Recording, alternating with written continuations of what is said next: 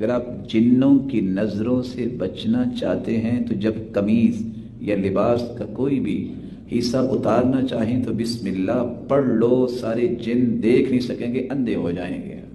اور اگر تم بسم اللہ نہیں پڑھتے تو جن بھی دیکھتے ہیں، اور جس طرح انسانوں کی نظر لگتی ہے جنوں کی بھی نظر لگ جاتی ہے۔ اور شاید کہ آپ نے کس سے سنے ہوں کہ فلاں بہت نیک اور صالح عورت ہے لیکن اس کو جن تنگ کرتے ہیں، کہتے ہیں میں نے اس سے شادی کی ہوئی ہے، میں اس کو چھوڑ نہیں سکتا، یہ ہو ہی نہیں سکتا کہ میں چلا جاؤں۔ اس کی وجہ کیا ہے؟ لَيُزْلِقُونَكَ بِأَبْصَارِهِمْ لَمَّا سَمِعُوا الذِّكْرَ۔ رسول اکرم صلی اللہ علیہ وسلم نے دیکھا جب صحابی جو ہیں عبداللہ ابن عامر، اب وہ غسل کرنے کے لیے صرف کندھوں سے چادر نیچے ہوئی ہے، ایک صحابی دیکھ کے کہتے ہیں کتنے خوبصورت ہے، اور وہ وہاں ہی گر گئے۔ اللہ کے رسول صلی اللہ علیہ وسلم نے فرمایا عَلَا مَن يَقْتُلُ أَحَدُكُمْ أَخَاهُ، تم اپنے بھائیوں کو کیوں مارتے ہو، قتل کرتے ہو؟